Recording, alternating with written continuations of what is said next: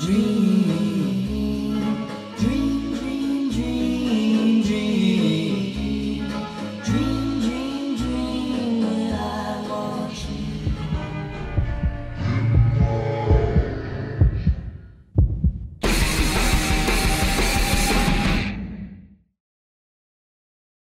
Il va y avoir des spoilers dans cette vidéo, des petits comme des gros, voilà, je vous préviens, je vous gueule après, dès le début de la vidéo. Mais comme ça, au moins c'est fait, c'est dit. Salut à tous, mesdames et messieurs, bienvenue à ce nouvel épisode de Laurent au cinéma. Mercredi dernier, je suis allé à l'avant-première du film The Exorcist Believer au cinéma Banque Scotia de Montréal parce que ma chère et tendre moitié a gagné des billets suite à un concours de Martin Régaud. Donc, merci mon amour et merci Martin. Alors, après la trilogie Halloween qu'on a eue ces dernières années, David Gordon Green a décidé de s'attaquer à un autre monument du cinéma d'horreur, la franchise The Exorcist, l'Exorciste, avec ce nouveau film The Exorcist Believer, l'Exorciste Dévotion, en version française. Et c'est un film que j'appréhendais beaucoup.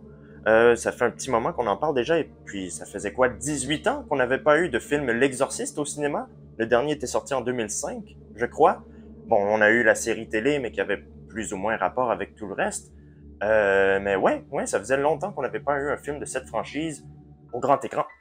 Et c'est au début de l'année 2020, je crois, qu'on parlait de potentiellement faire un reboot du film L'Exorciste, avec la possible implication de William Friedkin, le réalisateur du film original, qui nous a malheureusement quittés récemment. D'ailleurs, ici s'affichent trois films qu'il faut absolument voir de ce réalisateur. Sorcerer, c'est incroyable.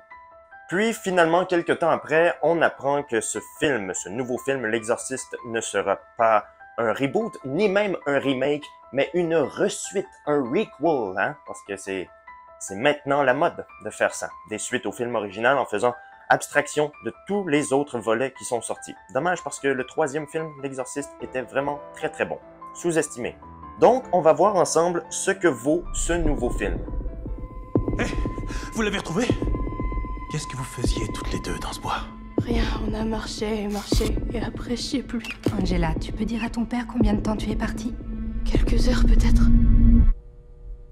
Ma puce a disparu 3 jours. Angela, une jeune fille adolescente qui n'a jamais connu sa mère, vit seule avec son père Victor dans une petite banlieue des États-Unis. Et un beau soir, après l'école, elle décide avec son amie Catherine de s'aventurer dans les bois pour faire une petite séance de spiritisme et les deux se volatilisent. 3 longues journées vont s'écouler avant qu'on ne retrouve les 2 filles saines et sauves dans une ferme des environs. Enfin, saines et sauves, il faut le dire vite. Alors bien sûr, les parents sont aux anges, ils ont retrouvé leur petite fille, mais quelque chose les inquiète tout de même, hein, parce que leur comportement se met à changer, il devient de plus en plus différent et plus malsain.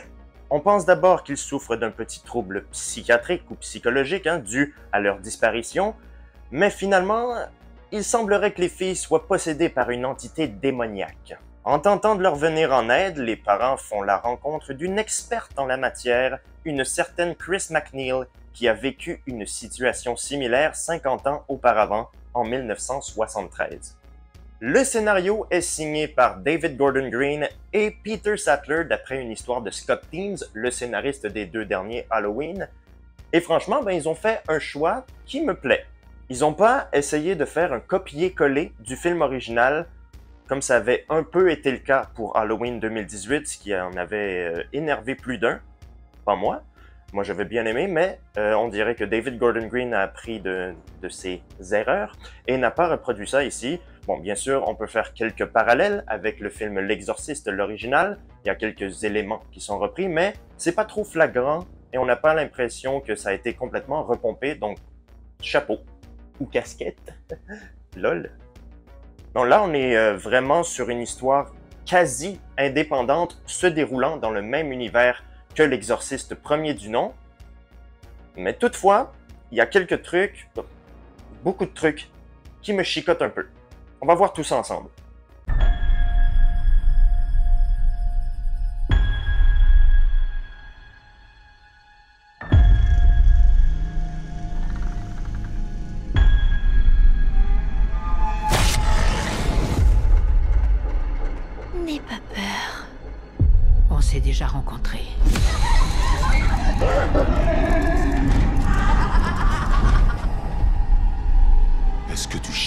Regan. Est-ce que tu cherches Regan? Elle brûle en enfer! Demande-lui d'arrêter! Donc ouais, j'ai pas détesté l'histoire. Les personnages, même s'ils sont pas très très originaux, sont tout de même attachants pour la plupart, ou bien chiants, ça dépend de qui on parle. On a Victor, le papa d'Angela, qui a perdu sa femme lors d'un tremblement de terre à Port-au-Prince, et il élève sa fille seule. Ils ont une relation assez fusionnelle, ils sont très proches l'un de l'autre. Ils semblent être une famille très unie, au début du moins. Et quand sa fille disparaît, ben on le sent complètement désemparé, complètement terrifié par ce qui se passe. Et ça, j'ai trouvé que c'était très très bien géré dans le film. La peur, la crainte des parents, le désarroi des parents qui ont perdu leur fille, moi c'est quelque chose qui est vraiment venu me chercher, surtout depuis que je suis papa. Hein. Je suis pas en train de dire que si j'étais pas parent, ça me toucherait pas, mais maintenant je peux m'identifier au personnage et j'ose même pas imaginer ce que des parents qui voient leurs enfants disparaître peuvent vivre, peuvent ressentir. Ça me glace le sang. Lorsque les filles sont retrouvées, bon, elles sont amenées à l'hôpital, elles sont un peu traumatisées par ce qu'elles ont vécu, ce qui est très compréhensible. Elles comprennent pas trop ce qui s'est passé, donc on leur fait passer quelques tests pour voir si elles souffrent pas de traumatisme justement, ou peut-être de maladie mentale lorsqu'elles se mettent à agir bizarrement. Un peu comme on avait fait dans le film original avec Regan. Sauf que ici, je trouve qu'on passe très vite là-dessus. J'aurais aimé qu'on exploite un peu plus ce côté rationnel de dire elles agissent étrangement, c'est sûrement dû à un problème mental. Non, là on saute très très vite à la conclusion qu'elles sont possédées. Dans le film de Friedkin, ben on voyait Regan passer plusieurs tests à l'hôpital et ce à plusieurs reprises pendant toute la première partie du film. Et je veux dire, même le prêtre, le père Karras, était lui-même persuadé qu'elle souffrait de maladie mentale. Ici, non, on accepte très très vite le fait que les filles, elles ont un démon en elles, voilà. On cherche pas plus à rationaliser tout ça. Et on cherche tout de suite à trouver quelqu'un qui peut pratiquer un exorcisme sur les jeunes filles. Ce qui m'amène à parler d'un autre point qui, je trouve, fait tâche dans le film.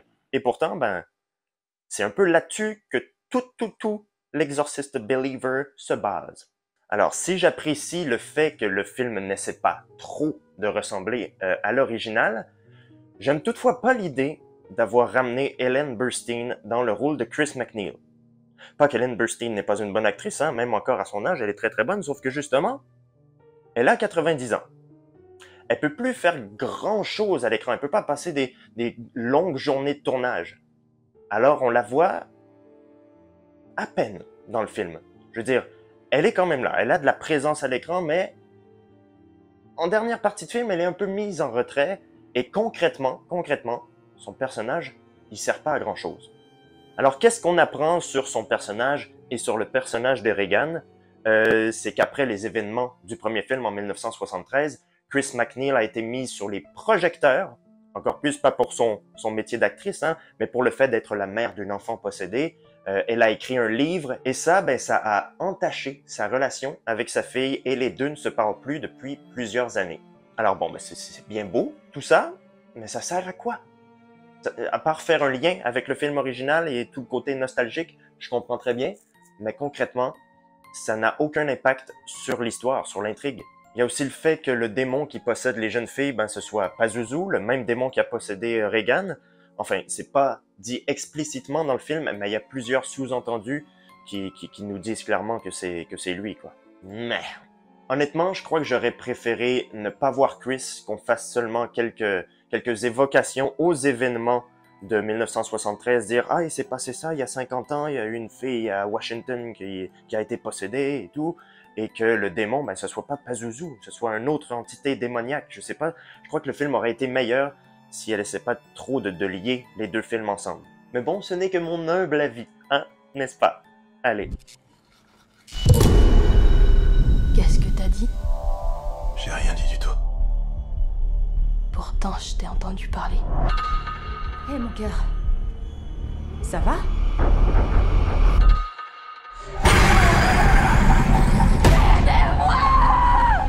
Je sais pas où elles sont allées, mais elles ont rapporté quelque chose avec elles. Le corps et le sang de Jésus-Christ. Alors, niveau réalisation, écoutez, moi j'aime bien le cinéma de David Gordon Green, hein, même après Halloween Ends. Non, parce que ça fait le travail. Ça fait le travail. Il prend son temps pour mettre en place son histoire et son ambiance. Il réalise assez bien. Ses plans sont beaux. La cinématographie aussi, hein, assurée par Michael Simmons. C'est le même gars qui avait travaillé sur la trilogie Halloween. Les plans sont très beaux. Pas nécessairement hyper marquants, mais visuellement, ben, ça le fait. Ça le fait. C'est très joli. Et le look des filles, hein, lorsqu'elles sont possédées, ah, c'est génial. Vraiment, les maquillages sont hyper bien faits. Qu'est-ce qu'elles sont laides! Elles font peur! Et les deux gamines, ben, elles offrent une prestation très, très, très convaincante. Donc, effets pratiques, génial. Effets spéciaux, il y a eu une petite scène qui m'a fait un peu battre de l'œil. Ceux qui ont vu le film vont comprendre. À un moment donné, t'as une bataille de fumée. J'en dis pas plus. Mais c'est laid. Ça se voit très CGI. Mais bref. J'ai aussi aimé l'idée de mettre en lumière différentes cultures religieuses, différentes pratiques spirituelles, chacune avec sa propre approche de la possession démoniaque et de l'exorcisme. Donc oui, on a des personnages qui sont catholiques, des personnages de religion baptiste, des personnages qui sont un peu plus dans la spiritualité haïtienne, on en a qui sont pentecôtistes, bref, plein de religions différentes qui tenteront tous ensemble d'exorciser le démon. Et l'idée est franchement cool, sauf qu'on l'exploite pas à fond. J'aurais aimé en voir un peu plus sur les différentes cultures. Mais bon, un point pour l'effort. Et justement, parlant d'exorcisme, la scène de fin, le fameux exorcisme final.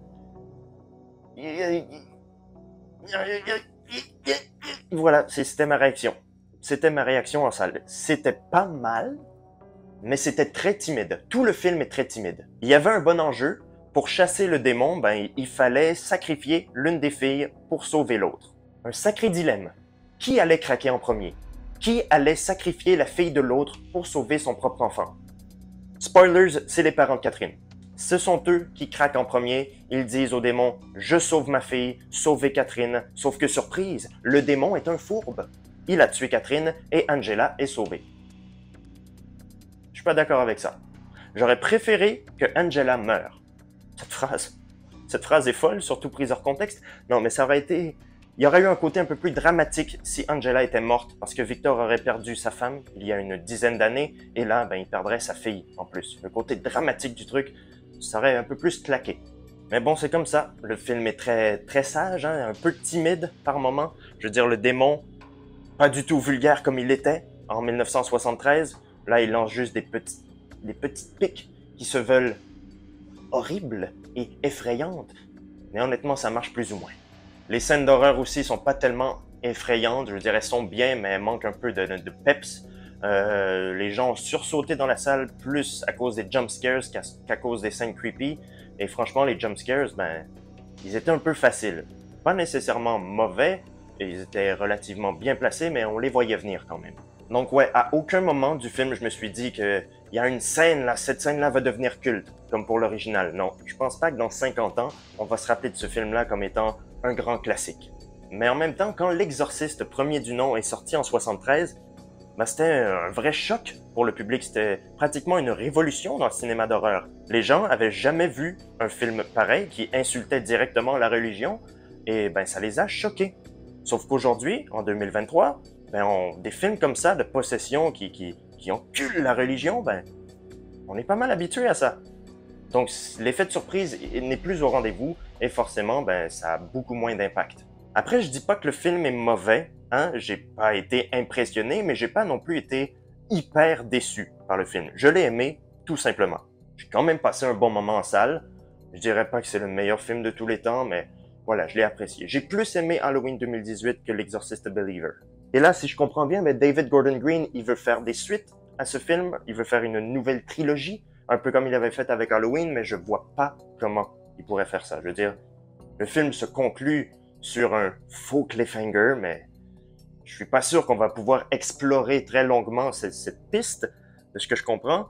Bon, il y a peut-être un personnage qui va revenir à cause d'un petit caméo qu'on a eu à la fin. Oui, c'est qui vous pensez? Mais voilà, je reste quand même curieux de voir ces nouveaux films. J'attendrai, le prochain sort en 2025, je crois. J'irai certainement les voir.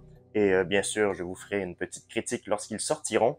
En attendant, ben, dites-moi ce que vous avez pensé de The Exorcist Believer, l'Exorciste Dévotion.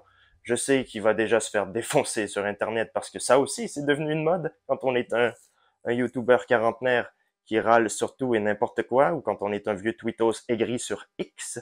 Pardon, petit coup de gueule. Mais bref, je vous dis à la prochaine, mes amis. N'hésitez pas à laisser des commentaires, à vous abonner à la chaîne, à me suivre sur les réseaux sociaux.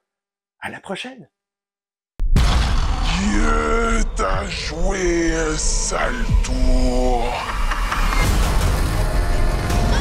Il y a 2 cœurs, ça marche?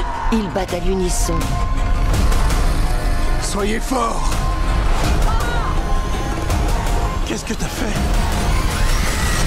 Une des filles va vivre et l'autre va mourir. C'est à